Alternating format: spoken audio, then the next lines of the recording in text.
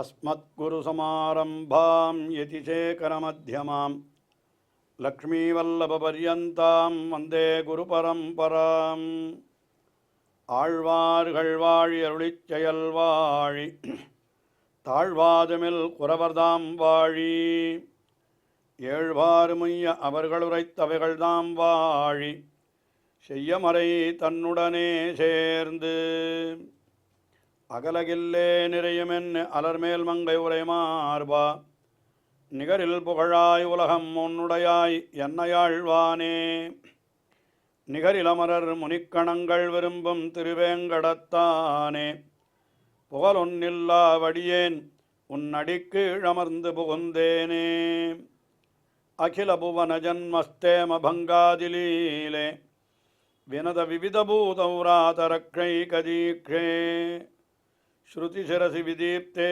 பிரம்மணி ஸ்ரீனிவாசே பவது மம பரஸ்மின் சேமுஷி பக்திரூபா श्रीमान् वेङ्कटनाथार्यः कवितार्किककेसरी वेदान्ताचार्यवर्यो मे सन्निधत्तां सदा हृदि.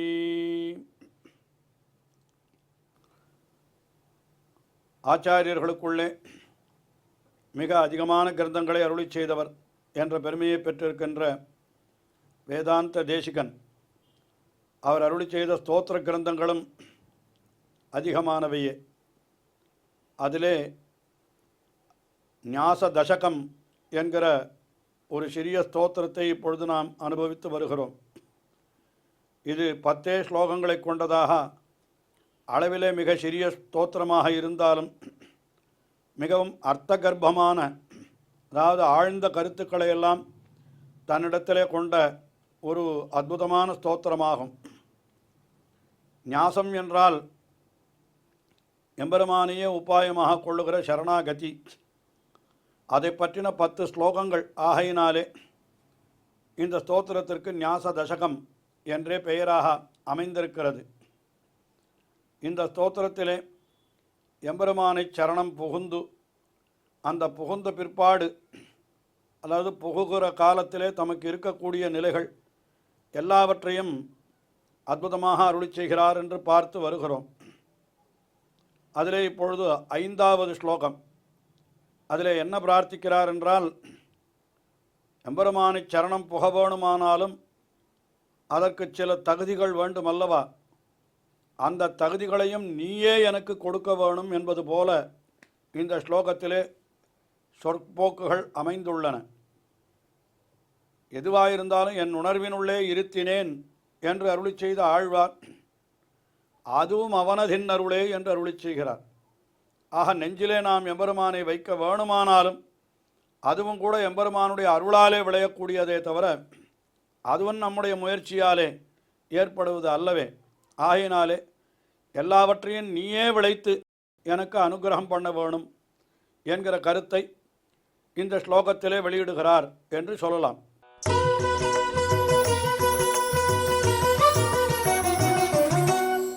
त्वच्चेषत्वे स्थिरधियं त्वत्प्राप्त्येक प्रयोजनं निषिद्धकाम्यरहितं कुरुमां नित्यकिङ्करं.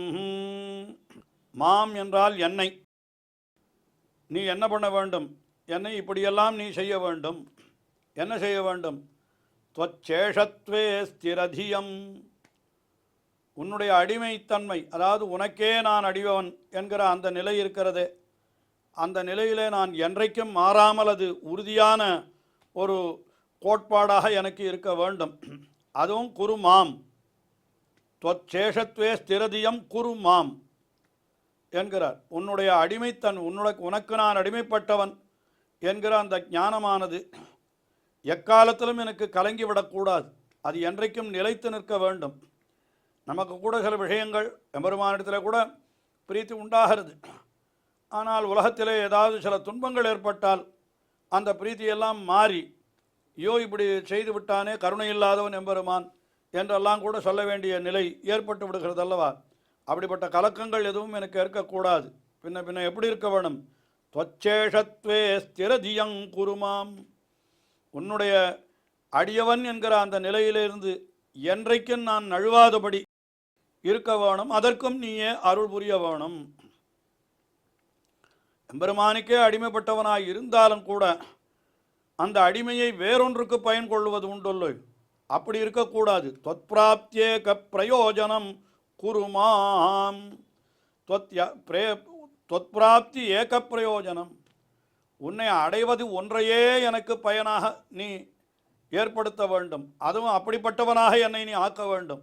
அதாவது உன்னை அடைவது ஒன்றையே பயனாக கொண்டவனாக என்னை நீ ஆக்க வேண்டும். அதாவது எம்பெருமானுக்கு அடிமைப்பட்டவன் என்று வைத்தாலும் கூட அந்த அடிமைக்காக வேறு ஏதேதையோ பலனை கேட்டு போவது பல பேருக்கு உண்டல்லவா. எனக்கு அதை கொடு இதை கொடு என்று கேட்டு போகலாம் அல்லவா. அப்படி இல்லாமல் உன்னையே பயனாக கொள்ளுதல் சொல்லுவது ஒரு பிரமாணத்தை எடுத்து காட்டுவார்கள். என்ன சொல்லுவார்கள் என்னால், அவன் சொல்கிறான் என்ன, அவன் சுக்ரீவன் அவனும் சரணமடைந்தான், விபீஷணன் அவனும் சரணமடைந்தான், ஹனுமான் அவனும் ராமபிரானிடத்திலே அடியவனாயிருந்தான், ஆனால் மூவருக்கும் வித்தியாசம் உண்டு என்று சொல்லுகிறார்கள். என்ன சொல்லுகிறார்கள் என்று பார்த்தால், சுக்ரீவன் அவன் என்ன பண்ணினான், உபகாராய சுக்ரீவஹா, பிரத்யுபகாரத்தை எதிர்பார்த்தான். என்ன பிரத்யுபகாரம், தன்னுடைய ராஜ்யத்தையும் தன்னுடைய மனைவியையும் மீட்டு தர வேண்டும், தனக்கு ராஜ்யம் கொடுக்க வேண்டும். தன்னுடைய தமையனான வாலி தன்னை விரட்டி விட்டான், ஆகையினாலே அவனிடத்திலிருந்து ராஜ்யத்தை அவனை வதம் செய்து அந்த ராஜ்யத்தை தான் அடைய வேணும் என்று ஆசைப்பட்டான் சுக்ரீவன். அதனால் ஒரு பிரத்யுபகாரத்தை எதிர்பார்த்துத்தான் சுக்ரீவன் காரியம் செய்தான். இன்னும் சொல்ல போனால் பிரத்யுபகாரம் முடிந்த பிற்பாடுதான் அடுத்த காரியத்திற்கே சென்றானவன். அதனால் உபகாராய சுக்ரீவஹா ராஜ்யகாங்ஷி விபீஷணா, விபீஷணன் அப்படியெல்லாம் நிர்பந்தம் செய்து ராமபிரானிடத்தில் வரவில்லை என்றாலும் கூட ராஜ்யத்தை கொடுத்த பொழுது வேண்டாம் என்று சொல்லவில்லையே, அதை ஏற்றுக்கொண்டான் அல்லவா ராவணனை வதம் செய்த பிற்பாடு. அதனால் ராஜ்யகாங்ஷி விபீஷணா, அதிலே அவனுக்கு சற்று எண்ணம் இருந்தது என்று கூட கொள்ளும்படியாகத்தான் இருக்கிறது. ஆனால் நிஷ்காரணாய ஹனுமான், ஹனுமான் எப்படிப்பட்டவன் என்னால் நிஷ்காரணாய, எந்த பிரயோஜனத்தையும் எதிர்பார்க்காமல் ராமபிரானுக்கு தொண்டு செய்வதையே பிரயோஜனமாக கொண்டிருந்தவன் அவன்தான். அதனால் அவனுக்கு என்ன கொடுத்தார் பெருமாள் என்னால், தத்துல்யம் சகபோஜனம், அவனுக்கு சகபோஜனம், அதாவது தன்னுடைய திருமேனியையே அவனுக்கு அனுபவிக்க கொடுத்தார்.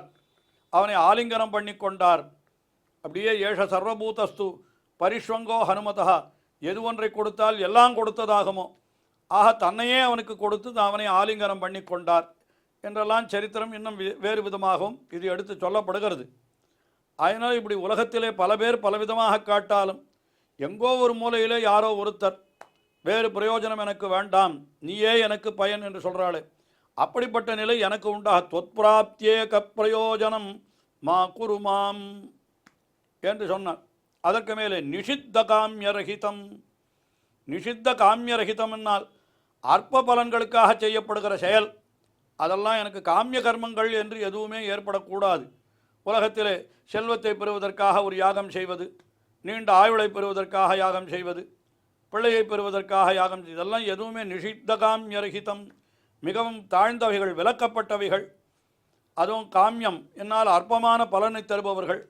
அப்படிப்பட்ட செயல்களிலே நான் ஈடுபடாதபடியானவனாய் ஆக வேண்டும், அதையும் நீயே செய்துள்ள வேண்டும். நிஷித்த காமியர்ஹிதம் குருமாம். அதற்கு பிறகு முடிவாக நித்திய கிங்கரம் குருமாம், உனக்கு எப்பொழுதும் கைங்கரியம் பண்ணுபவனாக என்னை நீ ஆக்கியருள வேணும், உனக்கு எப்பொழுதும் தொண்டு செய்ய வேணும், அப்படிப்பட்ட உயர்ந்த பலனை நீ எனக்கு கொடுக்க வேண்டும். ஆக உன்னுடைய திருவடிகளிலே உறுதியான பற்று, உன்னையே பயனாக கொள்ளுகிற நிலை, மற்ற பயன்களிலே ஆசை இல்லாமை, உனக்கே தொண்டு செய்தல் என்று உனக்கே நாம் ஆட்செய்வோம், மத்தேனங் காமங்கள் மாற்று என்று ஆண்டாள் அருளி செய்தாளே, அதுதான் இந்த ஸ்லோகத்திலே இப்படி சொல்லுகிறார் என்று நாம் கொள்ளலாம். நிஷித்த காமியரகிதம் நித்தியகிங்கரம் குருமாம் என்று பிரார்த்திக்கிறார் என்று நாம் அதை கொள்ளலாம்.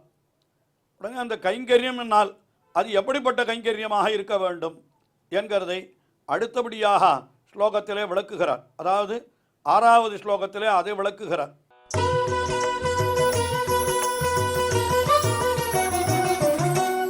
தேவி பூஷண ஹேத்யாதி ஜுஷ்டஸ்ய பகவன் தவ நித்யம் நிரபராதேஷு கைங்கர்யேஷு நியுங்க்ஷ்வமாம்.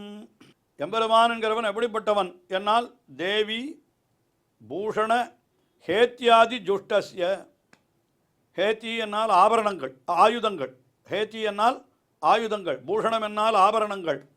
ஆக எம்பெருமானுக்கு பிராட்டிமார், அவனுக்கு ஆபரணங்கள் ஆயுதங்கள் என்று பார்க்கிறோம். ஆனால் இது எல்லாத்தையும் சேர்த்து சொல்கிறாரே, இது ஏன் என்ற கேள்வி நமக்கு எழலாம். தேவி என்கிறவள் பிராட்டி, ஆனால் பூஷணம் ஆபரணம் என்கிறதெல்லாம் ஆயுதங்கள் என்பவைகளெல்லாம் அவைகளெல்லாம் அச்சேதன பொருள்கள் அல்லவா என்று நமக்கு தோன்றும். அதாவது அறிவற்ற ஜட பொருள்கள் அல்லவா, எல்லாத்தையும் ஒன்றா சேர்த்து சொல்கிறாரேன்னு தோணும். ஆனால் பரமபதத்தில் எப்படி என்று கேட்டால், அந்த ஆயுதங்கள் ஆபரணங்கள் இவைகளெல்லாம் கூட சின்மயைகி ஸ்வப்பிரகாஷைகி என்று சொல்லப்பட்டபடி அவைகளெல்லாம் கூட நல்ல ஞானத்தை உடையவர்களாகத்தான் இருக்குமா. அதனால் அது வேறு விவரிக்க வேண்டிய விஷயம். பரமபதத்திலே எம்பெருமானுக்கு ஆயுதாபரணங்கள் கூட, இப்போ என்ன ஆயுதம் சக்கராயுதம் என்று சொல்லுகிறோம், ஆனால் அதற்கு ஒரு அதிபுருஷனாக சக்கரத்தாழ்வார் என்று சொல்லுகிறோம் அல்லவா. அதே போலத்தான் ஒவ்வொன்றுக்கும் ஒரு அதிபுருஷன் ஒருத்தன் உண்டு என்று தான் நாம் கொள்ள வேண்டும். ஒரு விஷயத்திற்கும் ஒரு ஆத்மா உண்டு. ஆகினாலே எம்பெருமானுடைய ஆயுதமாயிருந்தாலும் அதுவும் ஒரு நித்திய சூரிதான். எம்பெருமானுக்கு ஆபரணமாயிருந்தாலும் ஆயுதமாயிருந்தாலும் அதுவும் நித்திய சூரிதான். எப்படி தேவி பிராட்டியானவள் ஒரு நித்திய சூரியோ, அதுபோல் அவைகளும் நித்திய சூரிகள் தான். அதனால் இப்படிப்பட்டவர்களெல்லாம் எம்பெருமானுக்கு கைங்கரியம் பண்ணி எம்பெருமானை மகிழும்படி செய்கிறார்கள். அதைத்தான் சொல்கிறார், தேவி பூஷண ஹேஸ்தியாதி ஜுஷ்டஸ்ய பகவன்.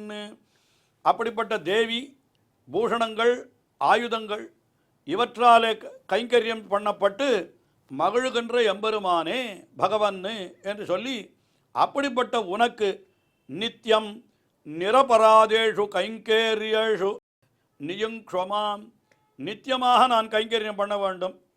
அந்த கைங்கரியம் எப்படிப்பட்ட கைங்கரியமாக இருக்க வேண்டும் என்றால் நிரபராத கைங்கரியமாக இருக்க வேண்டும். அபராதம் என்கிறது துளியும் கலவாததான கைங்கரியம். இங்கே நாம் இந்த உலகத்திலே பெருமானுக்கு கைங்கரியம் பண்ணுகிறோம். தொண்டு கைங்கரியம்னால் தொண்டு, திருவாராதனம் என்று பெருமாளுக்கு பூஜை பண்ணுகிறோம். அந்த சமயத்தில் அபராதங்கள் ஏற்படுவதற்கு வாய்ப்பு மிக அதிகம். நம்மிடத்திலே தோஷங்கள் இருக்கின்றன, நம்மிடத்திலே அசுத்திகள் இருக்கின்றன, இதெல்லாம் கூட சொல்லலாம். அல்லது கைங்கரியம் பண்ணுகிற காலத்தில் கூட சற்று கவனக்குறைவாக இருந்தால் பெருமாள் வெளியில் எடுக்கிற பொழுது கீழே விழுந்து விடலாம். இதெல்லாம் இந்த மாதிரி கீழே போட்டு விடலாம். உடனே ஐயோ அபராதம் பண்ணி விட்டோமே என்று பயப்படலாம். இதெல்லாம் இங்கே அந்த மாதிரிலாம் சின்ன விஷயங்களாக இருந்தால் கூட அதில் அபராதங்கள் நிறைய ஏற்படுகிறது. அதனால தான் அந்த பெருமாளுக்கு பூஜைகள் முதலானது செய்து முடித்த உடனே கடைசியாக இந்த ஸ்லோகத்தை சொல்ல வேண்டும் என்று பெரியோர்கள் நியமித்திருக்கிறார்கள். ஒரு ஸ்லோகம் என்ன சொல்கிறார், உபச்சாராபதேசன கிருதான் அகரகர்மயா அபச்சாரானிமாம் சர்வான் க்ஷமஸ்வ புருஷோத்தமா. உபச்சாரம் என்கிற பெயரிலே நான் உனக்கு அபச்சாரத்தை தான் பண்ணினேன், இதையெல்லாம் நீ கொஞ்சம் பொறுத்துக்கொள் என்று எம்பெருமானை பிரார்த்திப்பதாக. ஆனால் இங்கே இவர் என்ன வேதாந்த தேசிகன் இங்கே என்ன பிரார்த்திக்கிறார், நிரபராதேஷு கைங்கரியேஷு, அபராதம் எதுவும் இல்லாத கைங்கரியம் நான் உனக்கு பண்ணும்படியாக நீ எனக்கு நியுங்க்ஷமாம், அதிலே நீ என்னை நியமித்தருள வேணும் என்று பிரார்த்திக்கிறார். அதாவது நம்மாழ்வார் திருவாய்மொழியிலே திருவேங்கடமுடையானிடத்தில் பிரார்த்திக்கிற பொழுது என்ன பிரார்த்தித்தார், ஒழிவில் காலமெல்லாம் உடனாய் மன்னி வழிவிலா அடிமை செய்ய வேண்டும் நாம் என்று அவர் பிரார்த்தித்தார். அது அப்படியே இங்கே ஒழிவில் காலமெல்லாம் உடனாய் மன்னி என்கிறது நித்தியம் என்கிற சொல்லாலே, நிரபராதேஷு என்கிற சொல் அது எத்தை குறிக்கிறது, வழிவிலா வடிமை. வழிவிலா வடிமை அங்கே வியாக்கியானத்தில் ஆச்சாரியர்கள் காட்டுகிற பொழுது குற்றமில்லாத அடிமை என்னால் எது குற்றமில்லாத அடிமை, என்னுடைய மகிழ்ச்சிக்கு என்று நான் செய்தால் அது குற்றம், அந்த குற்றம் இருக்கக்கூடாது. எம்பெருமானுடைய மகிழ்ச்சிக்காக அவனுக்கு எது பிடிக்குமோ அதை செய்கிறது தான் வழுவிலா அடிமை என்று அந்த அர்த்தத்தை காட்டினார்கள். அதே அர்த்தத்தை நாம் இங்கேயும் கொள்ளலாம். அப்போ அபராதம் கலவாத ஒரு தொண்டு என்னால் எதுன்னா, நான் சந்தோஷமடையணும், எனக்கு திருப்தி உண்டாகணும் என்கிற எண்ணத்தோடு செய்தால் அது அபராதம் உள்ள கைங்கரியம். எம்பெருமானுடைய மகிழ்ச்சிக்கு அவனுடைய ஆனந்தத்திற்கு என்று நான் தொண்டு செய்தால் அது நிரபராதமான கைங்கரியம். அப்படிப்பட்ட கைங்கரியத்தை நான் செய்ய வேணும்.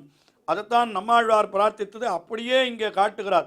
அவர் ஒழிவில் காலமெல்லாம் வழிவிலா அடிமை செய்ய வேணும் என்று சொன்னதை நித்தியம் நிரபராதேஷு கைங்கரியேஷு நியுங்க்ஷவான் என்று இங்கே வேதாந்த தேசிகன் அருளி செய்கிறார் என்றே கொள்ளலாம். தொடர்ந்து அனுபவிப்போம். ஸ்ரீயக்காந்தாய கல்யாண நிதயே நிதயேர்த்தினாம் ஸ்ரீவேங்கட நிவாசாய ஸ்ரீனிவாசாய மங்களம்.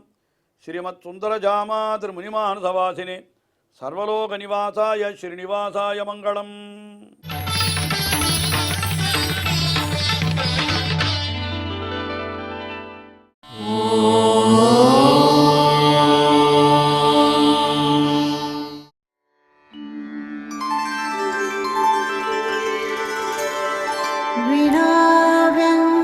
विनाव्यङ्कटेशं ननाथो ननाथः सदा व्यङ्कटेशं स्मरामि स्मरामि. हरे व्यङ्कटेश प्रसीद प्रसीद. प्रियं वेङ्कटेश प्रयच्छ प्रयच्छ.